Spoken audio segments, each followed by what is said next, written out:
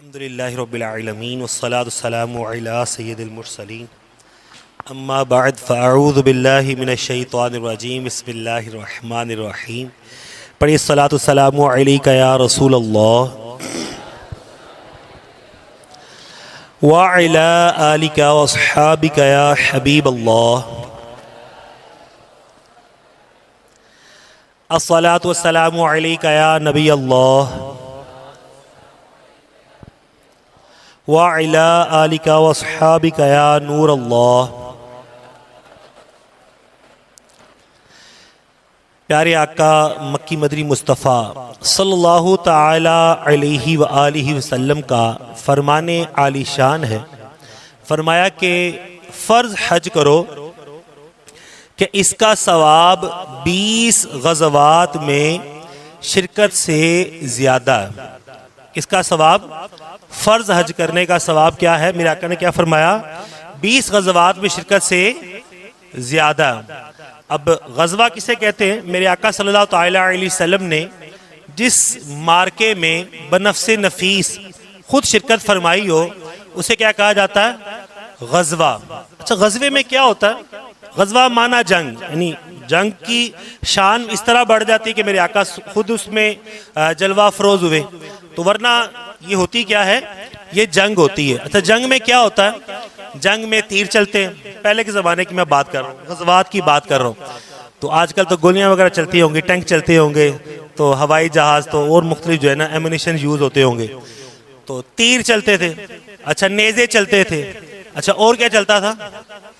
تلواریں چلتی تھیں، یعنی جان کا خطرہ تو بھرپور ہوتا تھا، اور مختلف انداز کے اور بھی جانور وغیرہ اس سے بھی روندے جاتے تھے، پتھر بھی بڑے بڑے برسائے جاتے تھے۔ تو 20 غزوات میں شرکت کرنے کے بعد کتنا ایک ہوتا ہے نا معاملہ۔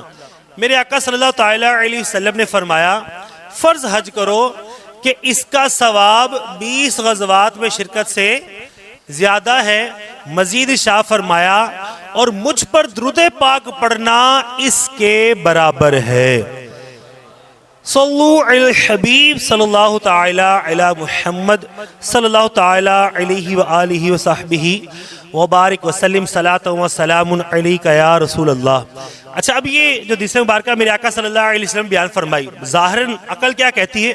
یار جنگ تو بہت بڑا کام ہے، جنگ میں چلے جانا، اپنی جان کو جو ہے وہ پیارے آقا قدموں میں نثار کر دینا، ایک نچھاور کر دینا، یہ بہت عظیم بات لگتی ہے۔ لیکن میرے نبی صلی اللہ علیہ وسلم کیا فرما رہے ہیں؟ فرما رہے ہیں فرض حج کرو کہ اس کا ثواب 20 غزوات میں شرکت سے زیادہ ہے، اور درود پاک پڑھنا اس کے برابر ہے۔ پتہ چلا کہ جو انسان کر سکتا وہ کام تو کرے، یعنی ہر ایک کو قیامت تک کے لیے غزوات میں شرکت کا موقع ملے گا نہیں۔ وہ دور صحابہ میں جب میرے آقا صلی اللہ علیہ وسلم ظاہری حیات سے متصف تھے، اس وقت جو ہے جو جنگیں ہوئیں ان میں جنہوں نے شرکت پائی ان کو یہ اعزاز مل گیا۔ وہ صحابہ کرام کی مبارک ہستیاں ہیں کہ جنہوں نے میرے آقا صلی اللہ علیہ وسلم کے ساتھ مل کر جو ہے کفار کا مقابلہ کیا۔ اچھا، قیامت تک جو ہے وہ غزوات کا معاملہ نہیں آئے گا، لیکن ایک وقت ایسا بھی آئے گا کہ حج کرنا بھی لوگوں کے لیے مسئلہ بن جائے گا، ہے نا۔ ایک وقت ایسا آئے گا کہ جب درود پاک پڑھنا بھی ایک کام ہوگا۔ جی ہاں، آپ سمجھتے ہیں اس بات کو کہ وہ دور آیا کہ جب درود پاک پڑھنا بھی ایک کام بن گیا۔ کوئی اعتراض کرتا نظر آتا ہے کہ بھی درود پاک جو ہے وہ اذان سے پہلے نہیں پڑھ سکتے، اچھا اس کام سے پہلے نہیں پڑھ سکتے، اس موقع پر نہیں پڑھ سکتے، کوئی کھڑے ہو کر درود و سلام پڑھنے کے اوپر جو ہے وہ مانے ہوا۔ تو جو بندہ کر سکتا ہے بندہ وہ کام تو کرے، جو نہیں کر سکتا اللہ تبارک تعالیٰ اس کو اس کام کی بھی توفیق عطا فرمائے گا۔ تو اب درود پاک پڑھنا تو آسان کام ہے نا، ایسا تو نہیں کہ درود پاک پڑھنے سے جان چلی جائے گی، ایسا تو نہیں کہ درود پاک پڑھنے سے جو ہے نا وہ برا نقصان ہو جائے گا، اللہ معاف فرمائے۔ درود پاک پڑھنے سے فائدہ ہی فائدہ ہوگا۔ لیکن میں بھی غور کروں، آپ بھی غور کریں کہ آج ہفتے کا دن، چلے ہفتے کا دن جو ہے ہم رہنے دیتے ہیں، کل گزشتہ دن جمعہ المبارک کا دن ہے نا، مسلمانوں کے لیے عبادت کا خاص طور پر جو ہے دن ہے، سید الایام ہے، عبادت اس میں جو ہے وہ مسلمان جمع ہو کر جمعے کی صورت میں کرتے ہیں۔ ہم نے جمعے والے دن کتنی تعداد میں درود پاک پڑھا؟ یہ ہر ایک اپنے آپ سے سوال کرے کہ گزشتہ دن میں جو ہے میں نے کتنی تعداد میں درود پاک پڑھا، ہر ایک غور کرے اور اپنے آپ سے سوال کرے۔ امام غزالی علیہ رحمہ آپ منہاج العابدین میں جو ہے ایک کانسیپٹ عطا فرماتے ہیں، ایک تخیل عطا فرماتے کہ انسان اپنے آپ کو ڈانٹے۔ کس کو ڈانٹے؟ اپنے آپ کو ڈانٹے۔ کوئی ہمیں ڈانٹے گا نا، ہمیں اچھا نہیں لگے گا نا، ہم کہیں گے یار یہ بندہ ہی صحیح نہیں، یا یہ ڈانٹتا ہے یار یہ یوں کرتا ہے یوں کرتا ہے۔ ہمیں بھی جو ہے نا وہ تھوڑا سمجھانے والا اچھا لگتا نہیں ہے۔ اچھا کون سا لگتا ہے؟ جو ہماری ہاں میں ہاں ہی ملائی دے، جو میرے خیال ہے، جو میں سوچتا ہوں، جیسا میرا نظریہ ہے، میرے نظریے کی تائید کرنے والا مجھے اچھا لگتا ہے۔ لیکن جہاں میرے ذہن کے ساتھ کچھ تصادم آتا ہے، میں کہتا ہوں یار یہ بندہ ہی اچھا نہیں ہے۔ یہ آج دور ایسا ہے کہ کوئی جو ہے وہ ہمارے سوچ کے تھوڑا دائیں بائیں بات کرے تو وہ بندہ ہی، وہ شخصیت ہی ٹارگٹ کر دی جاتی ہے، اس شخصیت کو ہی جو ہے وہ ہدف بنا لیا جاتا ہے، تو ہمیں اچھا نہیں لگتا۔ امام غزالی فرماتے ہیں کہ خود اپنے آپ کو بندہ ڈانٹے۔ مثال کے طور پہ بندہ اپنے آپ کو ڈانٹے کہ بھئی کل کتنی بڑا درود پاک پڑھا؟ بس 10-15 مرتبہ پڑھا ہوگا۔ بندہ اپنے آپ کو کہے یار تمہیں شرم نہیں آتی؟ جس نبی صلی اللہ علیہ وسلم کا کلمہ پڑھتے ہو، قرآن میں درود پاک پڑھنے کا حکم آ گیا، نبی صلی اللہ علیہ وسلم نے جا بجا حدیث مبارکہ جو ہے وہ عطا فرما دی۔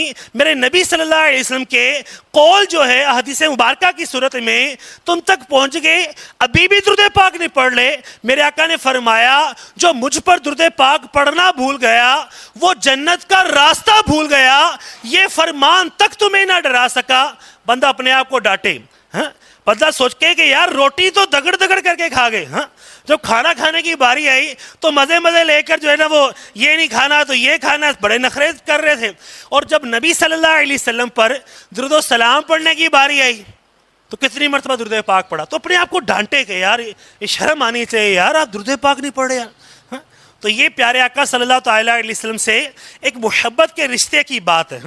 یہ پیارے آقا صلی اللہ علیہ وسلم سے محبت کے رشتے کی بات ہے۔ آج 10 محرم حرام بالخصوص جو ہے حضرت امام حسین رضی اللہ تعالیٰ عنہ کا یوم کے طور پر مناتے ہیں۔ ایام محرم جو ہے حضرت امام حسین رضی اللہ تعالیٰ عنہ کے ایصال ثواب کے حوالے سے ہم کوشش کرتے ہیں۔ کیا کوشش کرتے ہیں؟ ایصال ثواب کے حوالے سے الحمدللہ اہل سنت میں جو ہے کھانے پکائے جاتے ہیں۔ کیا کیا جاتا ہے؟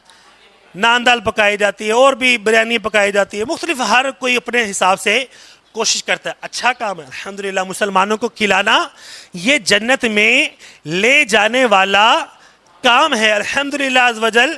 اس حوالے سے جو ہے محافل کا انعقاد کیا جاتا ہے، اچھا عمل ہے نا، یعنی ذکر صحابہ و اہل بیت کیا جاتا ہے، ان کا مقام و مرتبہ کیا تھا یہ بیان کیا جاتا ہے، اچھا عمل ہے۔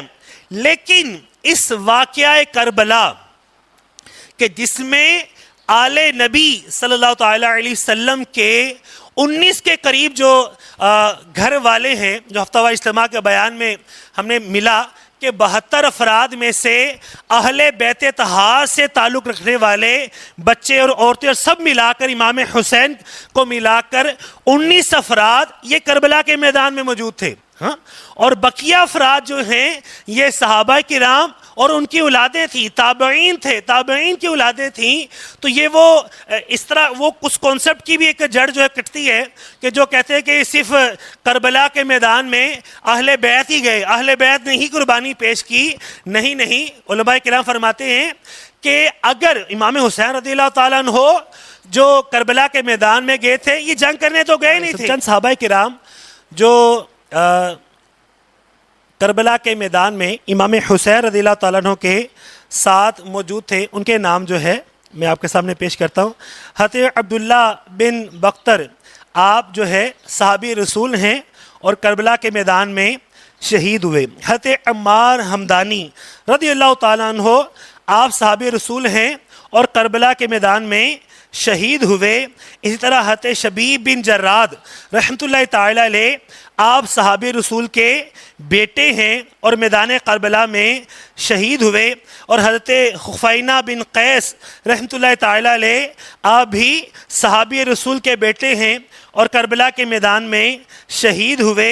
اس طرح حضرت قیس بن مسہر رحمۃ اللہ تعالی علیہ آپ صحابی رسول ہیں اور کربلا کے میدان میں شہید ہوئے.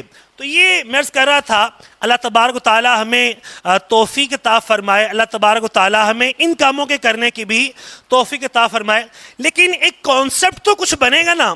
یعنی یہ سارا واقعہ ہوا، اہل بیت اطہار نے جانیں پیش کی، صحابہ کرام نے اپنی قربانیوں کا نذرانہ جو ہے یہ بارگاہ رسالت میں پیش کیا، بارگاہ امام حسین میں پیش کیا. یہ وجہ کیا تھی؟ آخر کیوں جو ہے کسی نے جو ہے وہ ایک اتنی بڑی ہستی نے جو ہے آل رسول نے یہ قربانی پیش کی؟ اس کی بہت ساری جو ہے نا ایک اس کے سینٹرل آئیڈیاز بیان کیے جا سکتے ہیں.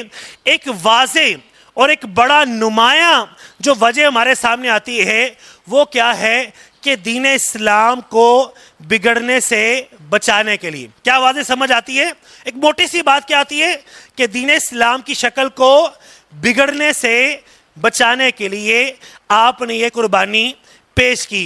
یعنی یزید جو تھا یہ شرابی تھا، یزید جو تھا یہ زانی تھا، یزید جو تھا یہ گانے باجے سننے کا عادی تھا، یزید جو ہے یہ مستیوں میں پڑا ہوا تھا اور یہ امت کو بھی اسی نقشے قدم پر، اپنے نقشے قدم پر جو ہے چلانا چاہتا تھا، بہرا روی کی طرف لے کر لے جانا چاہتا تھا. اب اس موقع کے اوپر امام حسین رضی اللہ تعالیٰ عنہ آپ نے جو ہے امت کی رہنمائی کرتے ہوئے اس سارے جو گناہوں کے ایک طوفان بدتمیزی کے جو طوفان کے آگے جو ہے آپ سیسا پلائی دیوار بن کے کھڑے ہوئے اور آپ کا کھڑا ہونا لوگوں کو یہ میسج دے گیا کہ یزید ایک غلط آدمی ہے. یا آپ کا شہید ہونا سب کو یہ بتا گیا یزید اور یزید کے کارنامے جو ہیں، اس کے کرتوت جو ہیں یہ گندے کرتوت ہیں. تو یہ بتانا جو ہے اس موقع کے اوپر جو ہے یہ امت کی رہنمائی کر گیا، یہ امت کو آنے والے فتنہ یزیدی سے بچا گیا. آج میرے پیارے پیارے اسلامی بھائی، اگرچہ یزید زندہ بظاہری طور پر نہیں ہے، قبر میں قبر میں اپنے کیے کو جو ہے نا وہ پہنچ چکا، لیکن ہمیں غور کرنا ہے کیا یزیدی قوتیں بھی ختم ہو گئیں؟ کیا ایسا ہے کہ یزید کی قوتیں کیا تھیں؟ کیا ہمارے معاشرے سے موسیقی ختم ہو گئی؟ کیا گانے باجے ختم ہو گئے؟ کیا صرف یزید کے خلاف ہی برا بلا بولنا یہی درست ہے؟ کیا یزید کی جو کارنامے تھے، جو یزیدیت تھی، اس کا ایک پارٹ جو ہے گانے باجے، کیا ہم اپنے معاشرے سے گانے باجے ختم کرنے میں کامیاب ہو گئے؟ یہ ایک سوال ہے امام حسین رضی اللہ تعالیٰ عنہ کے ماننے والے سے. یہ ایک سوال ہے امام حسین رضی اللہ تعالیٰ عنہ سے محبت کا اظہار کرنے والے سے. پھر آگے بڑھیں، میرے آقا امام حسین رضی اللہ تعالیٰ عنہ آپ سجدے میں سر کٹوا کر آپ نماز کا درس دے کے چلے گئے، رب کے حضور جھکنے کا درس دے کے چلے گئے. کیا آج مسلمان مسجد میں آ رہے ہیں؟ کیا آج مسلمان فجر میں نماز کے لیے اٹھ پا رہے ہیں؟ کیا آج مسلمان جو ہے پنج وقتہ نماز کے لیے آ رہے ہیں؟ کیا مسلمان جمعے کی نماز کے لیے آ پا رہے؟ کیا مسلمانوں کے اندر رب کی عبادت کا ذوق و شوق ہے؟ ہمارے امام حسین رضی اللہ تعالیٰ عنہ آپ کے بارے میں نے پڑھا کہ آپ روزانہ 600 نوافل پڑھا کرتے تھے. یہ آپ کی سیرت کا حصہ ہے. یعنی آپ نے جو جامع شہادت نوش پائی وہ محرم الحرام سے آپ کی جو ہے وہ یہ معاملہ شروع ہوتا ہے. محرم الحرام میں آ کر جو ہے آپ کا رستہ روکا جاتا ہے اور سارے معاملات ہوتے ہیں. آپ نے جو اپنی ساری زندگی 50-60 سال جو زندگی گزاری وہ لائف اسٹائل بھی تو دیکھنا ہے. امام حسین کا لائف اسٹائل کیا تھا؟ آپ غریبوں کی مدد کرنے والے، نیکی کی دعوت دینے والے، صدقہ و خیرات دینے والے، آپ نیکی کی دعوت دینے والے تھے. آپ نے کربلا کے میدان میں جب سامنے 10-12 ہزار کا یزیدی لشکر موجود ہے، اس وقت بھی آپ نے نیکی کی دعوت دیتے ہوئے آپ نے سپیچ کی، بیان کیا، اتمام حجت پورا کیا، اور ان کو یہ کہا کہ تمہیں نیکی کی دعوت دیتا ہوں۔ کہا کہ اس وقت روئے زمین پر کسی نبی کا کوئی نواسا موجود نہیں ہے، لیکن پھر بھی جن کے مقدر میں ذلت لکھی تھی ان کو ذلت مل کر انہی میں سے حضرت حر جو تھے، یہ جو ہے وہ کربلا والوں کے ساتھ آپ کے بھائی مصعب جو ہیں، آپ بھی جو ہے وہ جانثارانے امام حسین میں شامل ہو جاتے ہیں، آپ کا غلام بھی جو ہے یہ جانثاروں میں شامل ہو جاتے ہیں۔ یہ پھر جا کر 72 کا عدد پورا ہوتا ہے۔ یہ میرے امام حسین رضی اللہ تعالیٰ عنہ کی نیکی کی دعوت تھی، جس کی برکت سے جو ہے یزیدی لشکر میں سے 3 افراد اٹھتے ہیں اور امام حسین رضی اللہ تعالیٰ عنہ کے ساتھ آ کے مل جاتے ہیں۔ یہ امام حسین کی اپروچ ہمیں پتہ چلتی ہے کہ آپ نیکی کی دعوت دینے والے تھے۔ اے میرے پیارے پیارے اسلامی بھائیوں، آج جو ہے ہم میں سے کسی سے جان گردن جو ہے وہ کٹوانے کا تو کہا نہیں جا رہا ہے نا، یعنی ایسا نہیں ہے کہ آج آئے بھی فلاں جگہ پر جو ہے نا وہ گردن کاٹی جائے گی، آپ آ کے جان کٹوا دیں۔ جان کٹوانے تو دور کی بات ہے، ذرا پنکھا بند ہو جائے تو ہماری حالت خراب ہو جائے، ہے نا۔ میں اپنے اوپر بات کرتا ہوں، یعنی اگر کسی مسجد میں ایسی مسجد میں مدنی قافلہ بھیج دیا جائے جہاں ایسی نہیں لگا تو بندہ کہے گا یار اسی کے بغیر مدنی قافلہ، اچھا یار پنکھا بھی نہیں ہے، پنکھے کے بغیر مدنی قافلہ، یار یہ تو مدنی قافلے والوں نے نا ہمیں پتہ نہیں کہاں بھیج دیا ہے، یار وہاں تو یہ بھی مسئلہ تھا، وہاں یہ بھی مسئلہ تھا۔ ہاں، یہاں بات کی جا رہی امام حسین کی قربانیوں کی، یہاں بات جو ہے وہ سنی جا رہی ہے شہادت امام حسین کی، یہاں باتیں سنی جا رہی ہیں علی اصغر اور علی اکبر کی شہادت کے واقعات سنے جا رہے ہیں کہ آل رسول اپنی جانیں قربان کر رہے ہیں، اور یہاں ہم اپنی خواہشات قربان کرنے کے لیے تیار نہیں ہیں۔ امام حسین اپنا گھر بار چھوڑ کر دین کو لیڈ کرنے کے لیے، مسلمانوں کی رہنمائی کے لیے جو ہے اپنا گھر بار چھوڑ کر میدان کربلا میں پہنچ جاتے ہیں، اور یہاں جو ہے امام حسین سے محبت کا دم بھرنے والا، عشق امام حسین کا دعویٰ کرنے والا جو ہے یہ اپنے گھر سے نکلنے کے لیے تیار نہیں ہوتا۔ میں آپ سے سوال کرتا ہوں، یہ جو ایام محرم ہیں، یہ 7، 8، 9، 10 محرم الحرام کے جو ایام ہیں، کیا امام حسین اپنے گھر میں بیٹھے ہوئے تھے؟ جی، کیا امام حسین جو ہے اپنے گھر میں بیٹھے تھے؟ نہیں، امام حسین دین کی خاطر جو ہے آپ کربلا کے میدان میں تھے، کرب و بلا کے میدان میں موجود تھے۔ یقین مانیے اگر امام حسین رضی اللہ تعالیٰ عنہ کی محبت کا حقیقی معنوں میں آپ اس کی لذت اٹھانا چاہتے ہیں نا، اب راہ خدا میں سفر کر کے دیکھیے۔ میں خود کا واقعہ بیان کرتا ہوں۔ ہمارا مدنی قافلہ 10-12 سال پرانی بات ہے، مدنی قافلہ جو ہے ایک مسجد میں ٹھہرا ہوا تھا۔ شب عاشوراء عاشقان رسول نے جو ہے فضان صحابہ اہل بیت کے حوالے سے محفل کا انعقاد کیا، اور پھر جب محفل کا اختتام ہوا تو صلاۃ السلام پڑھا گیا۔ صلاۃ السلام میں جو ہے یہ دی کلام کربلا کے جانثاروں کو سلام ہے، تو پیارے آقا صلی اللہ علیہ وسلم کے نواسوں اور کربلا کے شہداء اور صحابہ کرام کی خدمت میں سلام پیش کیا گیا۔ تو ایک اسلامی بھائی جو ہے ان کے اوپر کیفیت طاری ہوتی ہے، اور اسلامی روتے روتے روتے روتے یہ گر جاتے ہیں اور سو جاتے ہیں۔ ان کو اسلامی کو سائڈ پہ، پہلے روتے روتے تھوڑی کیفیت میں آتے ہیں تو ان کو سائڈ پہ لٹا دیا جاتا ہے۔ جب اسلامی اٹھتے ہیں نا، جب بیدار ہوتے ہیں تو اسلامی کہتے ہیں کہ مدنی قافلے میں پہلی دفعہ وہ نوجوان آیا تھا، وہ پہلے مدنی ریگولر قافلوں میں سفر کرنے والا نہیں تھا، پہلی دفعہ ہی جو ہے دعوت اسلامی کے مدنی قافلے میں سفر ہوا۔ تو کہتے ہیں کہ جب بیدار ہوئے تو پھر روئے چلے جا رہے۔ تو اسلامی پوچھا کیا درد ہے، تکلیف ہے، کیا مسئلہ ہے؟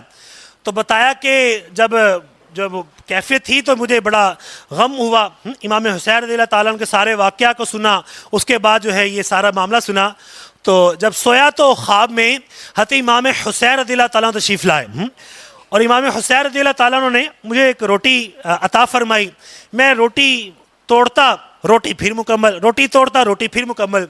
تو فرمایا کہ قیامت تک بھی اس کو توڑتے رہو گے نا، یہ روٹی ختم نہیں ہوگی۔ امام حسین کی ایک روٹی بھی جو ہے عطا کردہ وہ ساری زندگی ختم نہیں ہوتی۔ مزید فرمایا مدنی قافلے کے مسافروں کو میرا سلام کہنا، ہاں تو اس سے پتہ چلا کہ امام حسین راہ خدا میں نیکی کی دعوت دینے والوں کو پسند فرماتے، اسی لیے تو ان کو سلامتی کی دعا سے نواز رہے ہیں، اسی لیے تو ان کو جو ہے وہ ان کی حوصلہ افزائی فرمائی جا رہی ہے۔ اے عاشقان رسول اللہ تبارک و تعالیٰ آپ کو برکت عطا فرمائے۔ آپ سے جیسے پہلے عبید بھائی نے فرمایا ہمیں بہت ساری امیدیں وابستہ ہے نا، اور ڈاکٹر اقبال کا ایک شعر ہے، سبق پر پھر صداقت کا، عدالت کا، شجاعت کا، سخاوت کا، لیا جائے گا تجھ سے کام دنیا کی امامت کا۔ آپ سے ایکسپیکٹ کیا جاتا ہے، آپ سے توقع رکھی جاتی ہے کہ آپ امت کی رہنمائی کریں گے۔ امت کی رہنمائی گھر بیٹھ کے کریں گے یا گھر سے نکل کے کریں گے؟ ہاں یاد رکھیے کہ اگر اپنے محلوں میں اگر ہم رہے تو جہاں بدعقیدگی پھیلتی چلی جا رہی ہے، جہاں صحابہ کرام کے بارے میں غلط کانسیپٹ پھیلائے جا رہے ہیں، تو ان لوگوں کا کیا بنے گا؟ اگر ہم اپنی وہی چار دیواری کے اندر ہی رہ کر جو ہے نیکی کی دعوت دیتے رہیں گے۔ آپ کو ہمت کرنا ہے، فیضان امام حسین لوٹنا ہے، آپ نے کوشش کرنی ہے کہ اپنے والد صاحب کو بھی تیار کریں۔ آپ تو وہ ہستیاں ہیں کہ جنہوں نے اپنے بھائی کو بھی تیار کرنا ہے، اپنے ماموں کو بھی تیار کرنا ہے، چچا کو بھی تیار کرنا ہے، دیگر رشتہ داروں کو بھی تیار کرنا ہے، محلے داروں کو وہ درد دینا ہے جو امیر علیہ سنت جو ہے مدنی مذاکروں کی صورت میں بانٹتے چلے جا رہے ہیں۔ وہ درد دینا ہے کہ جو الحمدللہ عز و جل پوری دنیا میں دعوت اسلامی لے کر چلی ہے، دنیا بھر میں جو ہے عاشقان رسول نیکی کی دعوت ہمیں دیتے نظر آتے ہیں۔ اللہ تبارک و تعالی ہمیں بھی توفیق نصیب فرمائے۔ حقیقت ہے یہ توفیق کی بات ہے، اللہ تبارک و تعالیٰ کی راہ میں کچھ بھی کرنا جو ہے یہ وما توفیقی الا باللہ، توفیق اللہ تبارک و تعالیٰ کی طرف سے ہے۔ اللہ تبارک و تعالیٰ کی عطا کی طرف سے بغیر جو ہے توفیق نہیں ملتی۔ یہاں بھی اپنے آپ کو بندہ ڈانٹے، بندہ اپنے آپ کہ یار تجھے لگتا ہے توفیق ہی نہیں ملی ہے نا، بندہ ہوتا ہے نا یار اس کو محروم کر دیا، اس کو پیچھے کر دیا جائے، کہیں ایسا تو نہیں یار۔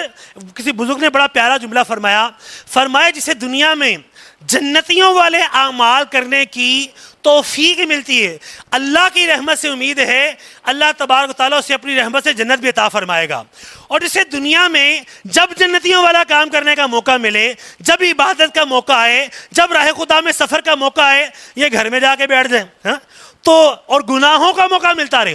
جب بندہ گھر میں رہے گا، پہلے کے زمانے میں ہوتا تھا، ہم چھوٹے چھوٹے ہوتے تھے، ہمیں یاد ہے کہ ٹی وی پر نا وہ پردہ اڑا دیتے تھے، black and white T V ہوتے تھے، اس کو آگے سے پردہ بند کر دیتے تھے، اس کو ٹی وی کو اٹھا کر نہ کبھی اندر رکھ دیتے تھے، انٹینے کی تار لپیٹ دیتے تھے، کبھی انٹینا بھی گراؤنڈ کر دیا کرتے تھے، اور موسیقی کی آواز محرم الحرام میں سننا محال ہوتا تھا، وہ پاسبل ہی نہیں ہوتا تھا۔ اور اب یہ ایک ایسی ڈیوائس ہے کہ کسی کا موبائل ہو موسیقی بند نہیں ہو پا رہی۔